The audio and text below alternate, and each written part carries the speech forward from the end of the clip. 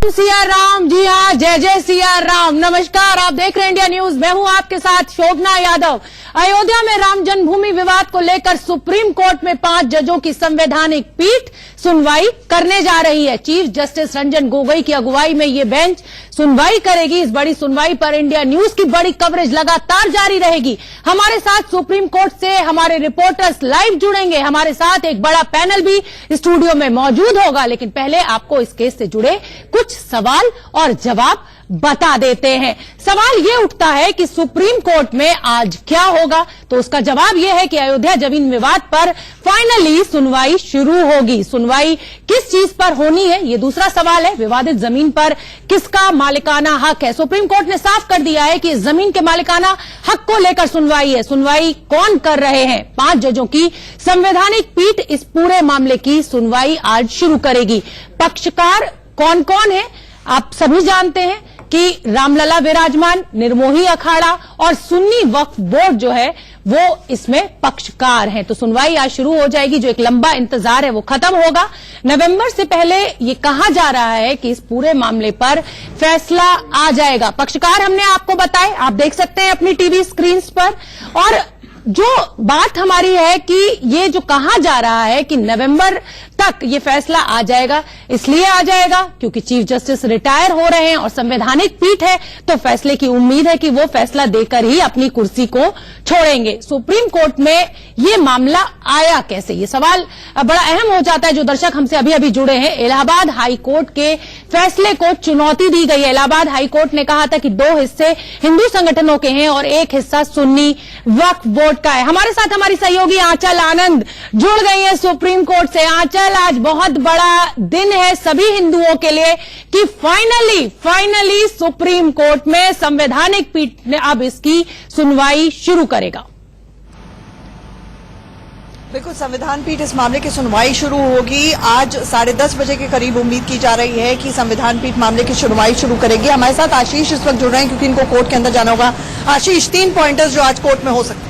देखिए, सबसे पहले आंचल की अंतिम बहस इस मामले में कब से शुरू होगी, चूंकि अब संविधान पीठ का गठन हो गया है।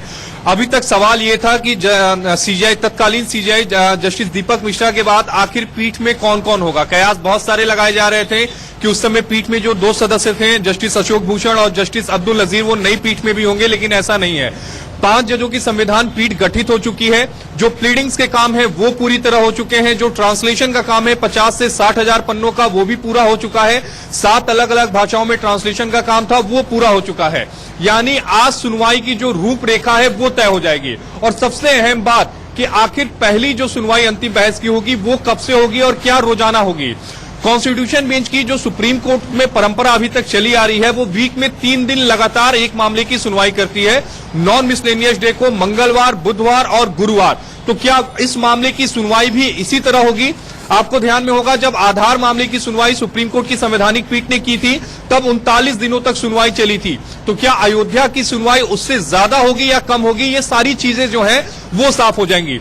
आशीष, खास तौर से बीच में होली की छुट्टियां होंगी, 2 महीने की वेकेशन होंगी और ये 5 जज जो कि खुद सीजीआई कभी ना कभी अगले 2-3 साल तक रहने वाले हैं, तो अगर उस लिहाज से देखा जाए, ये उम्मीद की जा रही है कि नवंबर तक इस साल फैसला आ सकता है क्योंकि चीफ जस्टिस ऑफ इंडिया जो बेंच की अध्यक्षता करेंगे वो खुद रिटायर हो रहे हैं। देखिए, 17 नवंबर 2019 वो तारीख है जब CGI justice Ranjan Gogoi retire होंगे। तो ऐसे में कयास यही लगाए जा सकते हैं कि 17 नवंबर 2019 से पहले, यानी इसी साल 17 नवंबर से पहले फैसला आ सकता है, क्योंकि रिटायरमेंट से पहले ही जज जो होते हैं वो मामले की सुनवाई पूरी कर फैसला सुनाकर जाते हैं। अमूमन यही होता है, जहां सुनवाई पूरी नहीं हो पाती वो दूसरे बेंच में रेफर करते हैं। लेकिन इस मामले में कितने बजे सुनवाई शुरू हो जाएगी, बड़ा सवाल मन में उठ रहा है। आंचल, कितने बजे ये सुनवाई शुरू हो जाएगी? क्योंकि जब तत्कालीन सीजीआई जस्टिस दीपक मिश्रा की अध्यक्षता वाली 3 सदस्यीय पीठ मामले को सुनवाई। शोभना, आपने पूछा कितने बजे लगता है आंचल से हमारा संपर्क टूट गया है। जैसे ही संपर्क हमारा फिर से बनेगा तो वो हमें बताएंगे कि लगभग कितने बजे एग्जैक्टली ये सुनवाई शुरू हो जाएगी। बहुत बड़ा दिन है, एक बड़ा पैनल मेरे साथ स्टूडियो में मौजूद है। मैं आपका तारुफ करा देती हूं उस पैनल के साथ। रोहित चहल जी बीजेपी के लीडर हैं, वो भी हमसे जुड़ेंगे। विनोद बंसल जी विश्व हिंदू परिषद के स्पोक्स पर्सन है, हमारे साथ जुड़ चुके हैं। आचार्य सुरेंद्र शर्मा जी धर्मगुरु हैं, स्टूडियो में मेरे साथ मौजूद है। नवीन चोमल जी सीनियर लॉयर हैं और मौलाना मुफ्ती नरीमुद्दीन साहब इस्लामिक स्कॉलर हैं। मेहरुद्दीन रंगरेज साहब भी इस्लामिक स्कॉलर हैं। तो एक बहुत बड़ा पैनल इस समय इंडिया न्यूज पर जुड़ा हुआ है। सभी का मैं बहुत बहुत स्वागत करती हूं और शुरुआत मैं कर लेती हूं विनोद बंसल जी से, विश्व हिंदू परिषद के स्पोक्स पर्सन है। विनोद जी बहुत बहुत बधाई हो। कई बार डिबेट्स में आप मुझ पर नाराज हुए हैं, लेकिन आज वो बड़ा दिन आ गया और यह भी उम्मीद है कि नवंबर तक फैसला आ ही जाएगा।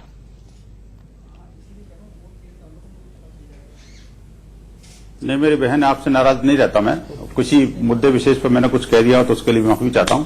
लेकिन ये कि वास्तव में आज एक दिन अच्छा दिन है और उम्मीद की जानी चाहिए कि जो नया संवैधानिक पीठ है वो पीठ इस मामले की डे टू डे हियरिंग करेगा और शीघ्र वो जो चिर प्रतीक्षित निर्णय है उसको अपने डिलीवर करेगा।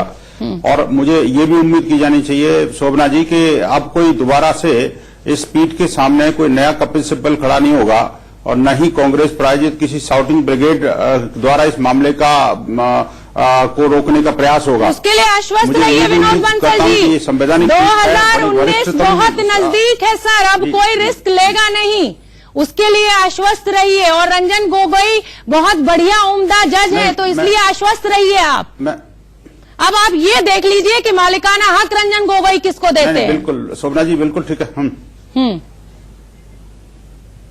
ना वो ठीक है, किसी को भी दें, उसको फर्क नहीं पड़ने वाला। लेकिन बात यह कम से कम निर्णय तो आए ना। हाँ। निर्णय के बारे में आपको पता है शोभना जी कि इलाहाबाद उच्च न्यायालय का निर्णय है 30 सितंबर 2010 को आया था, 8 साल पहले। वो निर्णय ने बड़ा स्पष्ट तौर पर सब कुछ क्लियर कर दिया। चलिए हाइपोथेटिकल सवाल अभी आऊंगी, सर्वोच्च न्यायालय करेगा ऐसा नहीं है। हाइपोथेटिकल सवाल पे भी आऊंगी कि अगर फैसला सेम आ गया तो क्या पक्ष रहेगा आपका। फिलहाल मैं बात कर लेती हूँ आचार्य सुरेंद्र शर्मा जी से। सुरेंद्र जी बहुत खुश आज आप फाइनली, जो सुप्रीम कोर्ट से आप नाराज थे पिछली बहस में मेरे साथ कई बार कि सुप्रीम कोर्ट इसको सीरियसली नहीं ले रहा है, लेकिन विश्वास मानिए सुप्रीम कोर्ट के लिए आज भी ये जमीन का मालिकाना हक का ही मामला है। ये आपके लिए, हमारे लिए राम मंदिर हो सकता है नहीं, लेकिन एक राजधर्म बनता है इस समय। राजधर्म भगवान राम ने भी निभाया था। तो राजधर्म जो समाज कहता है, एक जो नागरिकों की बात जो भारतवासियों की इच्छा है और जो बलवती इच्छा है वो राजधर्म में बदल गई है। उसमें कानून क्या करेगा।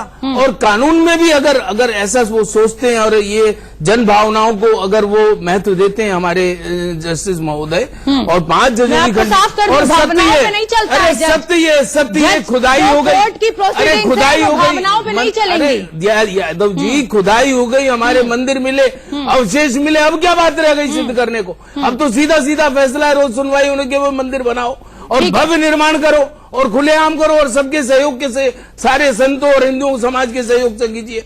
और मोदी जी को भी मैं इस बात के लिए धन्यवाद दूंगा, अगर इन्होंने ऐसे ऐसे फैसले पारित किए हैं इस समय जो लोकसभा में पास हुए हैं, बड़े अच्छे अच्छे फैसले।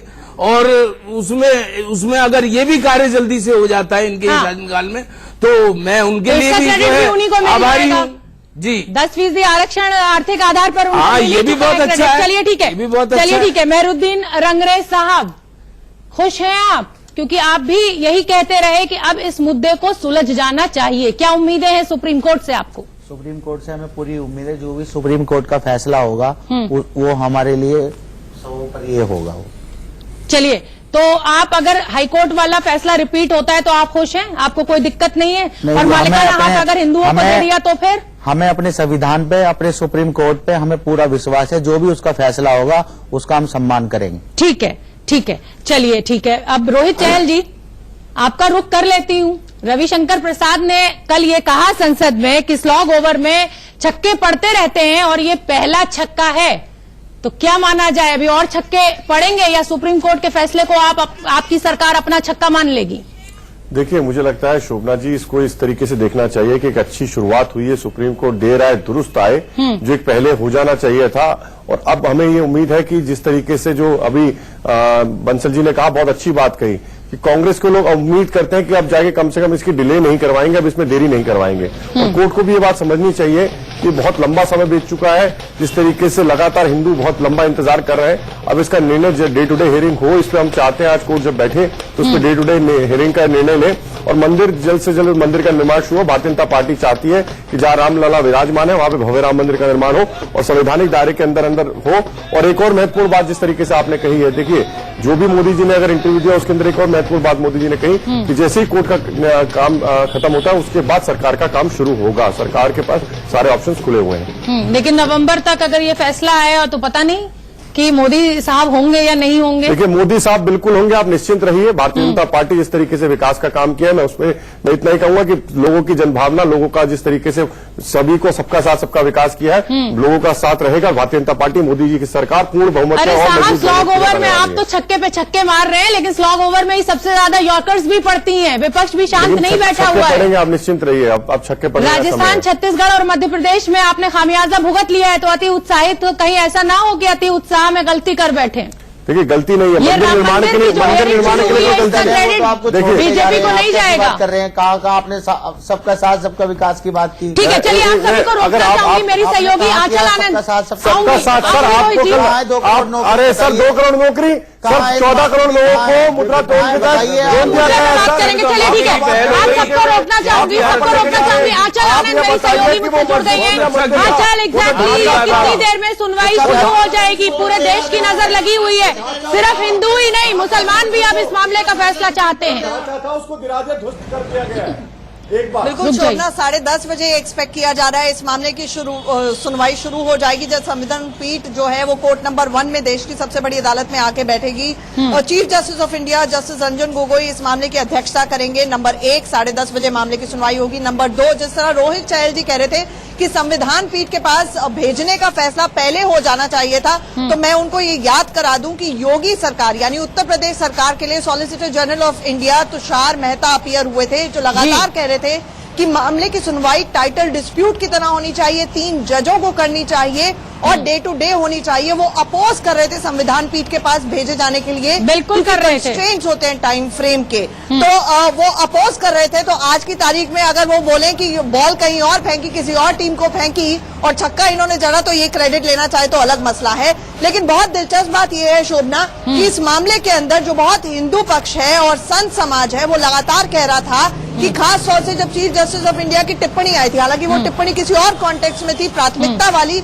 लेकिन उन्होंने कहा कि क्या राम मंदिर प्राथमिकता नहीं है। तो आपको ये समझना होगा एक कॉन्टेक्स्ट। हालांकि कोर्ट में चीफ जस्टिस ऑफ इंडिया ने जब ये 5 जजों की संविधान पीठ बनाई है तो रीजन असाइन नहीं किया है, वो मास्टर ऑफ द रोस्टर है, उनके अधिकार क्षेत्र में है 5 जजों की बेंच बनाना।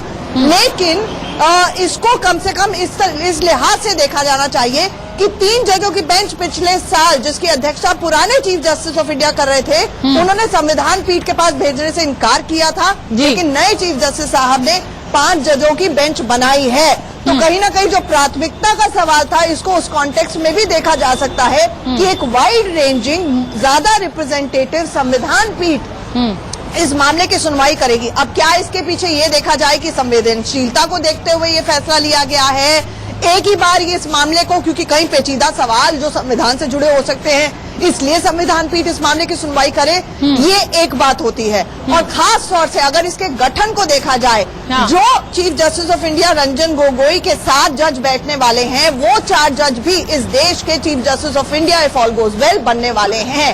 लिहाजा सीनियरिटी के लिहाज से देखा जाए तो ये बेंच का गठन जो किया गया है, चीफ जस्टिस साहब ने बहुत सोच समझकर किया गया है।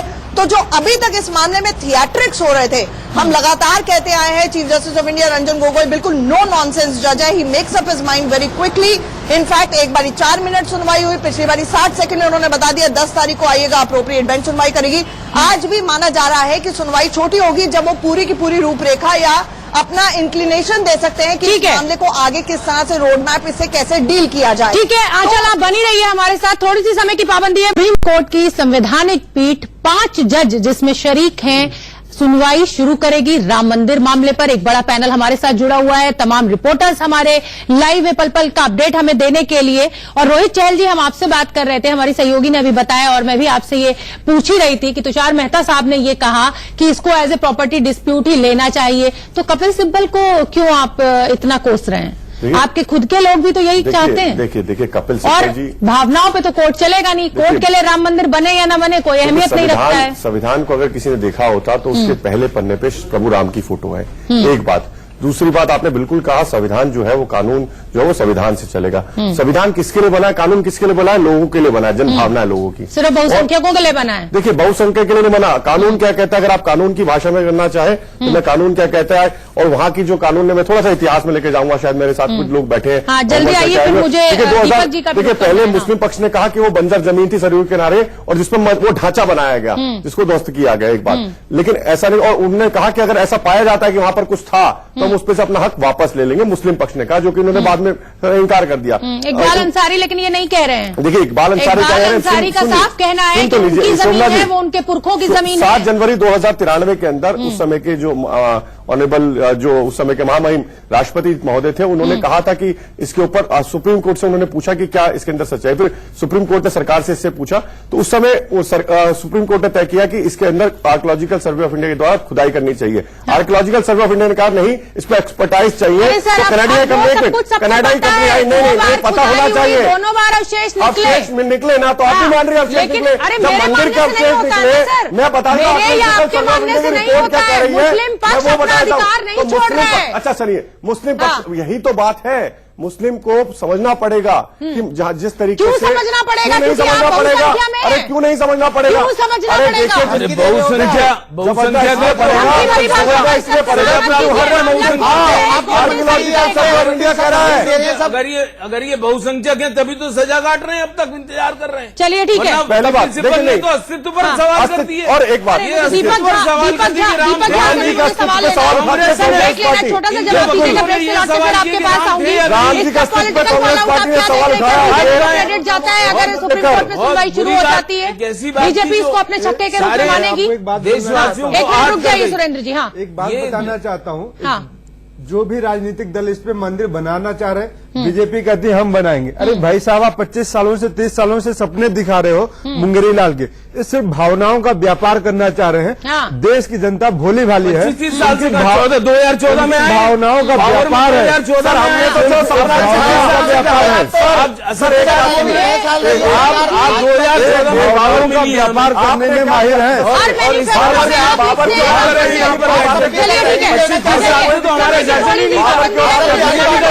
ब्रेक के लिए, और ये चर्चा बहुत गर्म हो गई है, कहीं जाइए मत। राम मंदिर पर एक चर्चा तो आज सुप्रीम कोर्ट में सुनवाई शुरू होगी और दूसरी